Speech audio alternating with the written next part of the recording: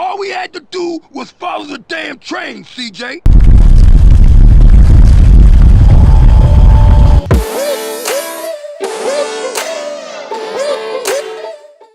Hey, what is up, everybody? It is your host, P.h.D, and we are back with another edition of WWE in a Week, brought to you by Texas, where everything is bigger. Now, to start off things, guys, I want to firstly say that this Raw was quite long. It felt like it really dragged on. I think it's the treat for what we should expect for Raw in the coming weeks, when it is not exciting and it is not interesting.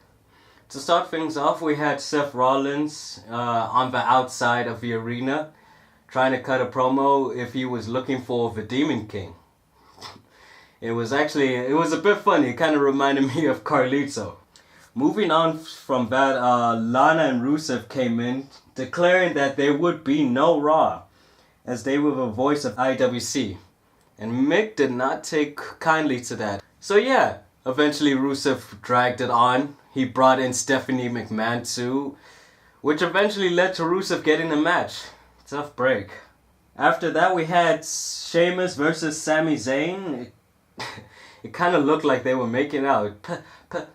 What's that thing Leafy does? Play that shit! That's not what this business is about. Oh, look at that! You better respect Sheamus and what the Celtic Warrior's capable of. Look at this right now. It's getting scrappy out of the gate. So yeah, Jerry KO also had their interview. Pretty nice. It was pretty decent. I don't think they're gonna be a tag team. I think this is gonna just be their one run and that is it. No tag team gold after this interview. Which followed by Mick Foley making Sheamus versus Cesaro official for SummerSlam after he found them having a scuffle at the back of a match following Zayn's win. It's like, hey, you guys can't do that backstage. If you want to settle it out, make it an NBA series. Which I'm cool with if only Cesaro was going to get a number one contenders match afterwards, or if he's still keeping it. Because is he still number one contender technically? Sheamus isn't really fighting for anything then. We had the New Day come out against the Dudleys, where the New Day got over. Following that, Nia Jax versus cosplay Rachel Levin or Rachel Lee. These Nia Jax squash matches are entertaining, but this is the third one. It has to be the final one. But what was not boring was the best man to have ever made it in the WWE coming next, being interrupted by the greatest man to have ever lived, Heath Slater.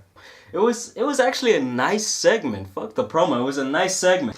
Following that, it was Big Cass defeating Kevin Owens via DQ, seeing as, these guys need to build up for SummerSlam. Anyway, primetime players taking on the Shining Stars. Yeah.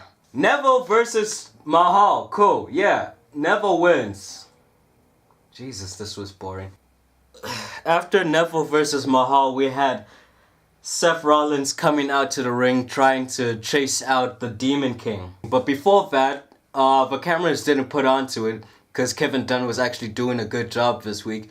There was a fan that was trying to steal the show. There was a fan trying to run over the railings, trying to jump in. But Michael Cole played it off like Seth Rollins was in a trance. And he probably was. Probably was on cocaine if I was him. This Texas crowd, they weren't really lively. They weren't making the show anything better than it could be. And this was really significant in the Seth Rollins versus Finn Balor segment. Following that, Alicia Fox became relevant. I mean, she just ate a Charlotte finisher for natural selection. Wow, that sounds racist.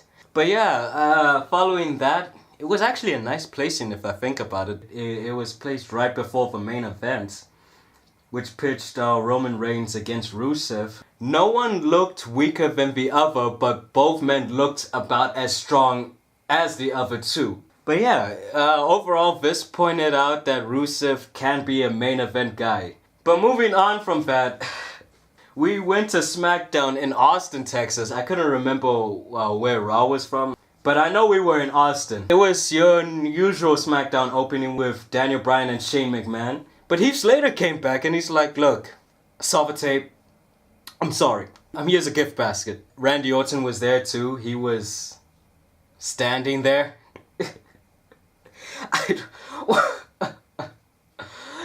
He did nothing really. So yeah, we officially kicked off SmackDown with Miz TV interviewing Dean Ambrose and Dolph Ziggler.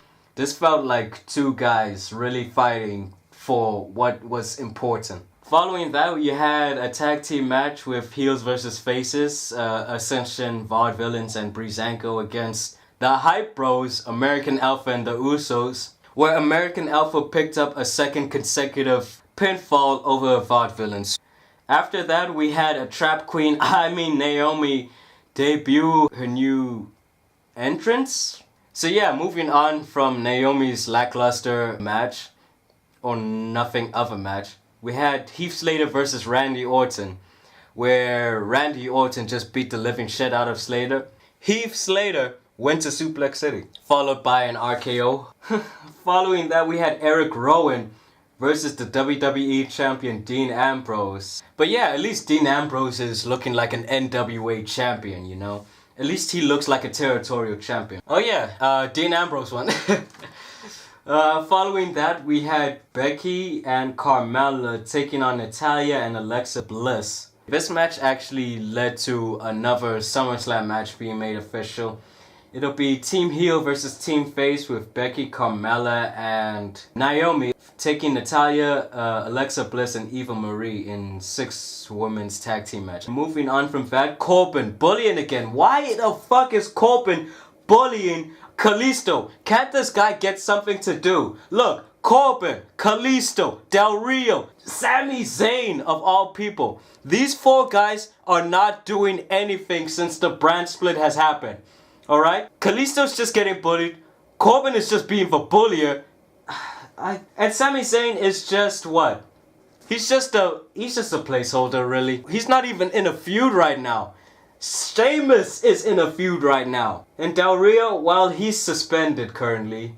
And his contract is set to expire in September. So it actually makes sense now looking at it that the main event of this SmackDown was gonna be Del Rio versus Cena because, well, this was probably going to be his last match anyway. He's not even booked to be on SummerSlam. So yeah, Cena went over. Would you believe it? Yeah, following the match where Cena won, you had AJ and Cena just trading blows, trading signature moves. AJ went for the phenomenal forearm and Cena went for the attitude adjustment, duh. And yeah, then he put AJ through a table. I don't know if that means AJ is gonna get buried or if AJ is actually gonna get over. This brand split has actually brought back a lot of uncertainty that I've noticed. Like, I don't know whether AJ's gonna win. I don't know if the New Day might retain. I don't know if Eva Marie's gonna compete. That's the biggest one of all. Fuck.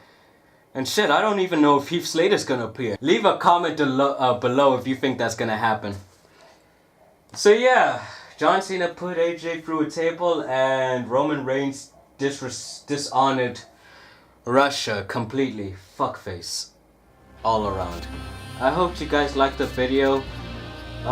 Be in touch for some SummerSlam predictions coming out. Yeah. I hope you enjoy the rest of your week and stay blessed. Peace.